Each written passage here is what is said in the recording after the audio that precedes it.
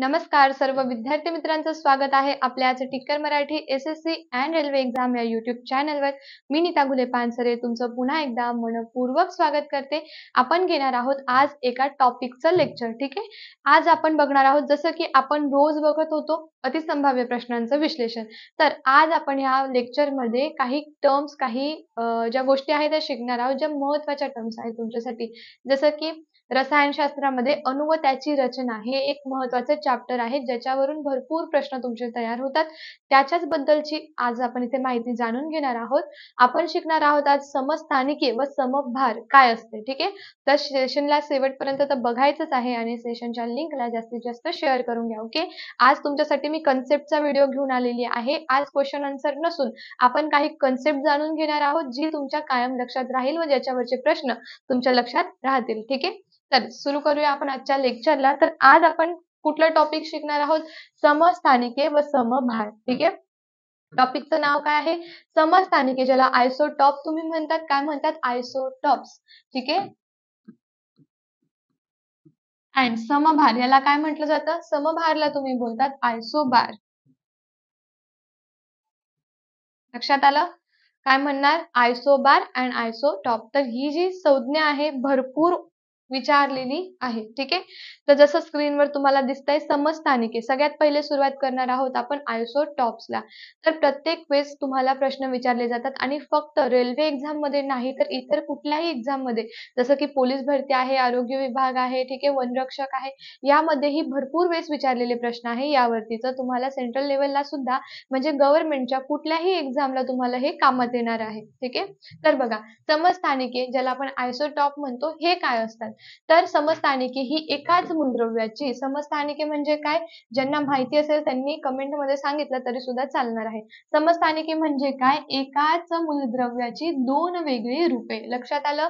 एकच मूलद्रव्य आहे, ठीक आहे, इलेमेंट आपल्याला एकच घ्यायचं आहे, पण त्या एकाच इलेमेंटची वेगवेगळी रूपं इथे आपल्याला बघायची आहे. ठीक आहे, त्याला आपण समस्थानिके म्हणजे आयसोटॉप म्हणतो. ते कसं? तर बघा, एकाच मूलद्रव्य म्हणजे त्यामध्ये असलेले प्रोटॉन्स म्हणजे अणुअंक सारखा असणे. ठीक आहे, आता इलेमेंट म्हणजे अणु, याच्यामध्ये प्रोटॉन, न्यूट्रॉन आणि इलेक्ट्रॉन प्रेझेंट असतात, जे की आपल्याला ऑलरेडी माहिती आहे ना. आणि नसेल माहिती तर आधीचे आपले लेक्चर आहे ते तुम्ही बघू शकतात. तर जे असे मूलद्रव्य असेल ज्यांच्यामधले जे प्रोटॉन आहे, प्रोटॉन आपल्या अणुअंकाला ठरवत असतात. ठीक आहे, एखादा समजा इथे मूलद्रव्य आहे, जसं की इथे दिलेलंच आहे तुम्हाला, ह्या मूलद्रव्यामध्ये किती प्रोटॉन आहे प्लस किती इलेक्ट्रॉन आहे याची संख्या ॲटॉमिक नंबर दर्शवते. क्लिअर? क्लिअर झालं की एका मूलद्रव्यामध्ये किती प्रोटॉन्स आहे किंवा किती इलेक्ट्रॉन्स आहे यावरून त्याचा अणुअंक ठरत असतो. ओके, मग आयसोटॉपचा अर्थ काय होतो की एखाद्या मूलद्रव्यामध्ये असलेल्या प्रोटॉनची संख्या म्हणजे अणुअंक, म्हणजे ज्याची प्रोटॉनची संख्या सेम आहे त्यांना आपण एकमेकांचे काय म्हणणार? आयसोटॉप म्हणणार. असा सेम प्रश्न तुम्हाला विचारला जाईल की आयसोटॉप मध्ये काय सेम आहे, प्रोटॉनची संख्या की न्यूट्रॉनची संख्या. ओके, अणुअंक सेम आहे की अणुवस्तुमानांक सेम आहे, असे प्रश्न भरपूर विचारले जातात. ओके, बघा, निसर्गातील काही मूलद्रव्यांमध्ये अणुअंक समान परंतु अणुवस्तुमान, ज्याला तुम्ही ॲटॉमिक मास म्हणतात, काय म्हणतात? ॲटॉमिक मास हे विभिन्न म्हणजे वेगवेगळे असू शकतात. ठीक आहे, वेगवेगळे असतात ना, ज्या मूलद्रव्यांचे अणुअंक सेम आहे पण अणुवस्तुमान ज्यांचा भार वेगळा आहे त्यांना एकमेकांचे समस्थानिके मीन्स आयसोटॉप म्हटलं जातं. जसं की एक्झाम्पल तुम्हाला दिलेलं आहे इथे हायड्रोजन. आता हा जो हायड्रोजन आहे ना, हायड्रोजन एकच एलिमेंट आहे. ओके, मग ह्याचे इथे तुम्हाला 3 ग्रुप्स दिले.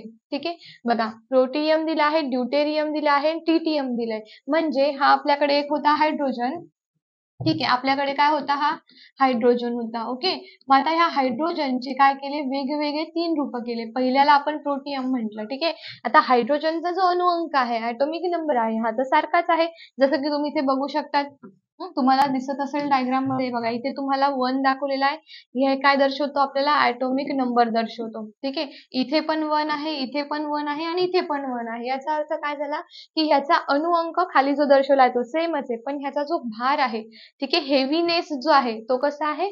जास्त आहे. ठीक आहे, म्हणजे बघा ड्यूटेरियमचा कसा आहे? हेवी झाला तो, कशापेक्षा? हायड्रोजन पेक्षा. ठीक आहे, तिथं 2 आला. त्याच्यानंतर ट्रिटियम त्याच्यापेक्षाही हेवी झाला, हायड्रोजनच आहे पण हेवी, 3 आला. लक्षात आलं? मग ह्याच्यावरून अजून काही तुम्हाला आठवतंय का? हेवी वॉटर, हेवी वॉटर आठवलं का? तर बघा आपलं जे साधं पाणी आहे, ठीक आहे, वॉटरचं जे सूत्र आहे काय आहे ते? पाण्याचं सूत्र काय आहे? वॉटर फॉर्म्युला काय येईल सांगा? वॉटरचा फॉर्म्युला आहे H2O. काय आहे? H2O. याचा अर्थ याच्यामध्ये काय आहे? याच्यामध्ये हायड्रोजन आहे, ज्या हायड्रोजनचा अणुवस्तुमानांक पण आणि अणु क्रमांक पण सेम आहे, 1 and 1. हा काय दर्शवतो आहे? ॲटॉमिक मास म्हणजे ह्याच्यावर असलेलं अणूंचं भार, अणुवस्तुमान. ओके, आणि हा काय दर्शवतो आहे? Atomic number. याला म्हटलं जातं अणु क्रमांक. ओके, लक्षात आलं? मग हे जे वॉटर आहे याचं कसं असेल? ॲटॉमिक मास अँड नंबर सारखाच आहे. बट आपण जेव्हा हेवी वॉटर बघतो, ठीक आहे, हेवी वॉटरचं तुम्हाला जर विचारलं, सांगा फॉर्म्युला काय? हेवी वॉटर, ज्याला तुम्ही काय म्हणतात? जड पाणी. ठीक आहे, मग आता जड पाण्याचं जर सूत्र तुम्हाला विचारलं गेलं तर ते काय येणार आहे? D2O. काय आलं? D2O. याचा अर्थ काय झाला? याच्यामध्ये हायड्रोजनचा भाऊ, हा काय म्हणणार त्याला तुम्ही आता? याच्यामध्ये हायड्रोजनचा भाऊ आलेला आहे. हायड्रोजनचं सेकंड रूप आहे काय? ड्यूटेरियम. आणि ड्यूटेरियमचं जर आपण बघितलं तर ड्यूटेरियम मध्ये हायड्रोजन बघा कशा पद्धतीचा आहे? हायड्रोजनचा अणुक्रमांक ॲटॉमिक नंबर 1 असला तरी याचा अणुवस्तुमानांक 2 आहे. काय आहे? 2 आहे. म्हणजे काय झाला? हा हेवी झाला, जड झाला. म्हणून हेवी वॉटर, जड पाणी ज्याच्यामध्ये ड्यूटेरियम आहे त्या वॉटरला आपण जड पाणी किंवा हेवी वॉटर म्हणतो. लक्षात आलं? हे कशाचं शिकत आहोत आपण? आयसोटॉप्सचं. ठीक आहे, आयसोटॉप मध्ये अणुअंक बघितला जातो. अणुअंक ज्याचा सेम असेल ते एकमेकांचे आयसोटॉप्स असतात. ठीक आहे, म्हणजे समस्थानिके असतात. लक्षात आलं का सगळ्यांना? हे बघा ड्यूटेरियम दिलेला आहे. ठीक आहे, तर समस्थानिकेची जी टर्म आहे ती क्लिअर झाली का तुमच्या मते? ठीक आहे, आता आपण जाणून घेऊया काही एक्झाम्पलने. ठीक आहे, आता बघा समस्थानिकांचे जे रासायनिक गुणधर्म आहे, आता कुठले पण जर समस्थानिके तुम्ही घेतलं त्यांचे जे केमिकल जे काही त्यांचे गुणधर्म आहे ती सारखीच आहे, बट भौतिक गुणधर्म केमिकल मध्ये ते सारखेच आहे ना, एकाच रूप आहे, बट त्यांची जी भौतिक क्रिया आहे, जसं की हायड्रोजनच बघितलं आपण, ठीक आहे, ड्यूटेरियम आहे, ट्रिटियम आहे, यांचे जे भौतिक गुणधर्म आहे ते विभिन्न असतात, वेगवेगळे असतात. जसं बघा कार्बनची समस्थानिके, आता आपण हायड्रोजनची समस्थानिके याच्यामध्ये बघितली आहे ना, याच्यामध्ये आपण हायड्रोजनची समस्थानिके बघितली, आता आपण कार्बनची बघूया. ठीक आहे, तर कार्बनची समस्थानिके काय आहे? इथे तुम्हाला दिलाय कार्बन, कार्बनचा अणुअंक 6 आहे आणि वस्तुमानांक 12 आहे. ओके, म्हणजे ह्या कार्बन मध्ये बघा, पहिल्या कार्बन मध्ये 6 काय दिलेले इथे? प्रोटॉन्स, आणि 6 काय दिले इथे? न्यूट्रॉन्स. नंतर कार्बन 13 मध्ये 6 प्रोटॉन दिले आणि 7 न्यूट्रॉन दिले.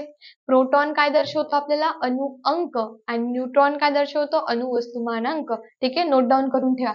नंतर कार्बन 40 दिला, याच्यामध्ये 6 प्रोटॉन आणि 8 काय केले त्यांनी? न्यूट्रॉन्स दाखवले. ओके, जसं इथे दिलाय बघा 30 and 40 है ना. 12 जिथे दिलेला आहे त्याच्यामध्ये कार्बन 12 मध्ये 6 प्रोटॉन 6 न्यूट्रॉन आहे. 13 मध्ये किती दिलेले? 6 प्रोटॉन 7 न्यूट्रॉन आहे. 14 मध्ये 6 प्रोटॉन 8 न्यूट्रॉन आहे. हे एकमेकांचे काय झाले? आयसोटॉप झाले. क्लिअर? आय होप की क्लिअर झालंच असणार आहे आतापर्यंत. तरीही काही अडचण असेल, काही वाटलं विचारावं असं, तर तुम्ही ऑफलाईन कमेंट करून सांगू मला शकतात. ठीक आहे, पटकन सेशनच्या लिंकला शेअर करून घ्या आणि सेशनला प्रत्येकाने लाईक करून घ्यायचं आहे, कारण ह्या टर्म्स तुमच्यासाठी अतिशय महत्त्वाच्या आहे. सेंट्रल लेवलला किंवा कुठलीही दुसरी एक्झाम असेल, गव्हर्नमेंटची दुसरी कुठलीही एक्झाम ज्याच्यामध्ये तुम्हाला सायन्स सिलेबस असेल, तर तुम्हाला हे कामात येणारं आहे. ओके, तर जाऊया पुढच्या प्रश्नावरती.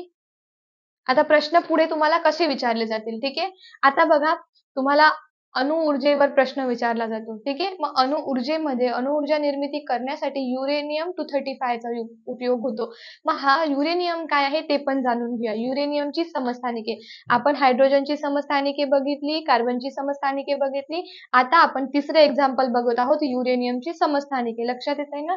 तर बघा एकूण 6 समस्थानिके आहे, याला किती आहे टोटल? 6. ओके, आता बघा युरेनियम 232, 233, 234, 235, 36 and 238. ओके, हा जो युरेनियम 235 आहे हा अणु ऊर्जेसाठी उपयोगी आहे. बघा अशा पद्धतीचं आता युरेनियम 235 अणु ऊर्जा निर्मितीसाठी अत्यंत महत्वाचा आहे, कारण याच्यात हे जेव्हा विभाजित होतात तेव्हा इथून एनर्जी प्रोड्यूस होते. अणुभट्टींमध्ये कशाचा वापर केला जातो? युरेनियम 235 चा. आणि हा क्वेश्चन तुम्हाला मोस्ट ऑफ प्रत्येक एक्झाम मध्ये विचारला जातो. ठीक आहे. तर बघा इथे दिलेलंच आहे, U35 म्हणजे युरेनियम 235 चा उपयोग केंद्रीय विखंडन व ऊर्जा निर्मितीसाठी केला जातो. It is important. आज मी कन्सेप्टचं लेक्चर फक्त तुमच्याकरता घेऊन आलेली आहे. ठीक आहे. याच कन्सेप्ट वरती मी क्वेश्चन आन्सर लाईव्ह घेऊन येणार आहे. ठीक आहे, पुढच्या लेक्चर मध्ये. आता कोबाल्ट 60 याचा उपयोग कॅन्सरच्या उपयोगासाठी केला जातो. देन आहे आयोडिन 131 याचा उपयोग गॉइटर म्हणजे ज्याला तुम्ही काय म्हणतात, गलगंड म्हणतात, या आजारावरती केला जातो. ठीक आहे. कळलं? समस्थानिके म्हणजे काय, की ज्याच्यामध्ये अणुअंक सारखा असतो पण ज्याचं अणुवस्तुमानांक वेगळं असतं, ज्याचे रासायनिक गुणधर्म सारखे असतात पण भौतिक गुणधर्म वेगळे असतात, त्यांना एकमेकांचे काय म्हटलं जातं, आयसोटॉप म्हटलं जातं, म्हणजे समस्थानिके म्हटलं जातं. आणि अणुअंक कोणत्याही मूलद्रव्यामध्ये असलेल्या प्रोटॉनच्या किंवा इलेक्ट्रॉनच्या संख्येला दर्शवत असतो. ठीक आहे. इथपर्यंत कळलंय सगळ्यांना. आणि अणुवस्तुमानांक त्या मूलद्रव्यांचे न्यूट्रॉनची संख्या दर्शवतो. ठीक आहे. It is clear. चला मग सेशनच्या लिंकला शेअर करा फास्ट. सेशनला लाईक करून घ्यायचं आहे. ठीक आहे. बघा, किरणोत्सारी मूलद्रव्यांच्या समस्थानिकांचा उपयोग जमिनीखालून गेलेल्या नळांमधील चिरा शोधण्यासाठी केला जातो. उदाहरणार्थ सोडियम 40. ठीक आहे. हे सगळं तुम्हाला पेपरला विचारलं जाईल. सो ह्या टर्म अशा आहे की त्या तुम्हाला सगळ्या पेपरला विचारल्या जातील. आता अन्न पदार्थांचे सूक्ष्म जीवांपासून परीक्षण करण्यासाठी किरणोत्सारी मूलद्रव्यांचा उपयोग केला जातो. ओके. आता बघा, C40 ह्या किरणोत्सारी समस्थानिकांचा उपयोग जीवाश्मांचे वय ठरवण्यासाठी सुद्धा केला जातो. याच्यावर सुद्धा देखील तुम्हाला प्रश्न येतात. कुठल्याही गव्हर्नमेंट एक्झामला यावर प्रश्न विचारले जातील. पटापट सेशनच्या लिंकला शेअर करून प्रत्येकाने लाईक करून घ्यायचं आहे. ओके. चला आता आपण दुसरी सेकंड जी संज्ञा आहे ती बघणार आहोत, ज्याला म्हटलं जातं समभार. ओके. आपण ह्या लेक्चर मध्ये काय शिकणार आहोत? दोन संज्ञा. ठीक आहे. पहिली कोणती होती? समस्थानिके, जी आपली झालेली आहे डन. आता आपण शिकणार आहोत समभार, ज्याला म्हटलं जातं आयसोबार्स. ठीक आहे. क्लिअर आहे. समस्थानिके कळली. कार्बन, हायड्रोजन आणि युरेनियमची आपण समस्थानिके विथ कशा कशामध्ये त्याचा उपयोग होतो व कसे प्रश्न यावर येतात हे सुद्धा बघितलेलं आहे. तर जेवढ्यांनी बघितलंय तर प्रत्येकाने सेशनला लाईक पण तेवढे करा आणि लिंकला जास्तीत जास्त शेअरही करून घ्यायचं आहे. ठीक आहे. तर बघा, समभार म्हणजे आयसोबार काय असतात हे? तर समभार मूलद्रव्य म्हणजे ज्या दोन मूलद्रव्यांचे अणुवस्तुमान, लक्षात घ्या इथे दोन मूलद्रव्य म्हटले त्यांनी. आयसोटॉप मध्ये एकच मूलद्रव्यांचे दोन रूप बघत होतो, आता इथे आले दोन मूलद्रव्य. ठीक आहे. आता जे समभार आहे ते मूलद्रव्य म्हणजे ज्या दोन मूलद्रव्यांचे अणुवस्तुमान सारखे असते परंतु अणुअंक वेगळा असतो. अणुअंक कसा असतो? वेगळा असतो. म्हणजे हे दोन मूलद्रव्ये वेगवेगळे आहेत. ठीक आहे. आयसोटॉप मध्ये एकाच मूलद्रव्यांचे रूप होते, बट आता हे दोन कसे आहेत? वेगळेच आहे, सेपरेट आहे. ओके. यांचे रासायनिक आणि भौतिक गुणधर्म दोघं पण वेगळे, मूलद्रव्य पण वेगळे, यांचे गुणधर्म पण वेगळे, फक्त यांचं वजन सारखं. भारचा अर्थ वजन, वेट. जसं की तुम्ही आणि तुमचा फ्रेंड असेल. ठीक आहे. तुम्ही दिसायला वेगळे आहे, तुमची भाषा वेगळी आहे. ठीक आहे. म्हणजे तुम्ही समजा कोणी हिंदी बोलणार आहे, तुमच्यामध्ये तुम्ही मराठी बोलतात. ओके. तर तुम्ही दोघं वेगवेगळे आहे, वेगवेगळ्या बॅकग्राऊंड मधून आहे, पण तुमचं वजन सारखंच आहे. कुठेतरी गेले, कधीतरी तुम्ही स्वतःच वेट करून बघितलं तर तुमचं तर वेट सारखंच आहे. ठीक आहे. याचा अर्थ काय झाले? तुम्ही एकमेकांचे कोण आहात? आयसोबार म्हणजे समभार आहात फक्त. कारण तुमच्यातले रासायनिक, भौतिक सगळेच गुणधर्म वेगळे पण तुमचं वेट सारखं आहे. एकाचं 55 किलोग्राम आहे तर तुमचं पण 55 किलोग्राम आहे. ठीक आहे. ना कमी ना जास्त, म्हणजे तुम्ही एकमेकांचे कोण झाले? समभार है ना. म्हणजेच या दोन मूलद्रव्यांचे प्रोटॉन प्लस न्यूट्रॉन सारखेच असतात. That is nucleon. ओके. म्हणजे इलेक्ट्रॉन ज्याच्यामध्ये सेम आहे, इलेक्ट्रॉन आणि प्रोटॉन ज्यांचे सेम आहे ते आयसोटॉप्स असतात. आणि ज्यांचे न्यूट्रॉन आणि प्रोटॉन सेम आहे त्यांना आपण न्यूक्लिऑन म्हणतो एकत्रितपणे. ते एकमेकांचे समभार असतात. जसं की बघा, उदाहरणार्थ पोटॅशियम 40, कॅल्शियम 14 अँड आर्गॉन सुद्धा 14. आता हा जो 40 नंबर तुम्हाला इथे दाखवलेला आहे हा दर्शवतो ऍटोमिक मास.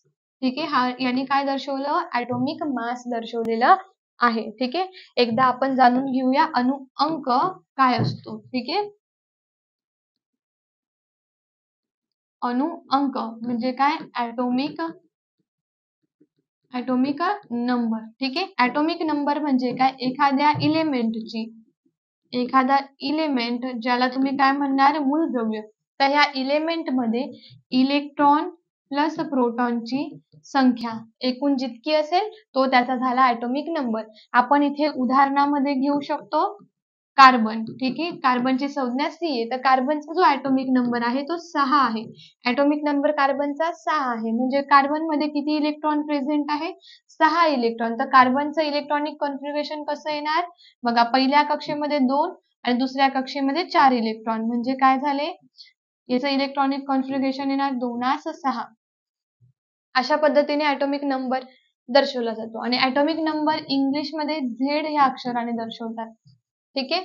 त्याच्याच सोबत आपण अजून जाणून घेऊ अणु वस्तुमानांक. ठीक आहे. अणु वस्तुमान. तर हे जे अणु वस्तुमान आहे हे कसं असतं? तर अणु वस्तुमान इंग्लिशच्या A अक्षराने दर्शवतात. ठीक आहे. त्याच सोबत अणु वस्तुमान जे आहे त्याच्यामध्ये प्रोटॉन प्लस न्यूट्रॉनची संख्या असते. लक्षात आलंय का? जसं एक्झाम्पल आपण कॅल्शियम घेऊया. कॅल्शियमचं किती आहे? 40. जसं की आपण इथे बघितलं. हे बघा, कॅल्शियम 40 ना, म्हणजे कॅल्शियम मध्ये जे प्रोटॉन आणि न्यूट्रॉनची संख्या आहे ती 40 आहे. ठीक आहे. समजलं आहे? अणुवस्तुमान कशाने दर्शवलं जातं? प्रोटॉन प्लस न्यूट्रॉनची संख्या. अणुक्रमांक कशाने दर्शवला जातो? इलेक्ट्रॉन प्लस प्रोटॉनची संख्या. Electronic configuration. हे बघा, इलेक्ट्रॉनिक कॉन्फिगरेशन कशाने काढलं जातं? त्या मूलद्रव्यामध्ये असलेल्या इलेक्ट्रॉनच्या संख्येवरून. ठीक आहे. इलेक्ट्रॉनचे पण काय एक मर्यादा आहे. पहिल्या कक्षेमध्ये 2 इलेक्ट्रॉन, दुसऱ्यामध्ये 8, नंतर 18 आणि नंतर 32 असतात. ठीक आहे. तर अशा पद्धतीचं आजचं आपलं हे लेक्चर होतं. आय होप तुम्हाला खूप छान पद्धतीने समजलं असणार आहे. यामध्ये आपण काय बघितलं? यामध्ये आपण समस्थानिके बघितली. समस्थानिकांमध्ये आपण हायड्रोजनची समस्थानिके बघितली. हायड्रोजनच्या समस्थानिकेमध्ये बघा प्रोटियम, ड्यूटेरियम अँड ट्रिटियम बघितलं. ड्यूटेरियम हे हेवी वॉटर असतं. हे सुद्धा हेवी वॉटरच्या सूत्रामध्ये काय येतं? आपलं ड्यूटेरियम येतं. ठीक आहे. हे पण बघितलं आपण. त्याच्यानंतर आपण कार्बन बघितलं. कार्बनची समस्थानिके. ठीक आहे. कार्बन 13, 14 पण बघितला. हा जो कार्बन 14 आहे ह्याचा उपयोग कशामध्ये होतो? जसं मी तुम्हाला पुढे सांगितलं बघा, कार्बन 14. ठीक आहे. कार्बन 14 ह्याचा कशामध्ये उपयोग झालेला आहे? बघा, जीवाश्मांचे वय, ठराविक जे वय आहे ते काढण्यासाठी झालेला आहे. म्हणजे या समस्थानिकांचा उपयोग कुठे कुठे केला जातो ते देखील आपण ह्या लेक्चरमध्ये बघितलं आहे. आजचं हे लेक्चर तुमच्यासाठी खूप जास्त महत्त्वाचं आहे. तुम्ही अति महत्त्वाचं म्हटलं तरी सुद्धा चालणार आहे. कारण कुठल्याही एक्झाममध्ये यावरती प्रश्न विचारले जातात. ठीक आहे. असं डिफाईन्ड नाहीये, बट कशातही याचे प्रश्न तुम्हाला विचारले जातील. सो आजची ही जी कन्सेप्ट आहे ही खास म्हणजे तुमच्यासाठीची कन्सेप्ट आहे, है ना? तर आजचं लेक्चर ज्यांना आवडलं असेल त्यांनी पटापट एकदम फास्ट लाईक करून घ्यायचंय. सेशनच्या लिंकला जास्तीत जास्त शेअर करून घ्यायचं आहे. आणि जे चॅनलवर नवीन असतील त्यांनी सर्वात आधी टिकर Marathi SSC and railway exam या YouTube चॅनलला सबस्क्राईब करायचंय. पुन्हा भेटूया न्यू क्वेश्चन सोबत, न्यू टॉपिक सोबत. तोपर्यंत bye bye. Take care. Wish you all the best. Jai Hind. Thank you.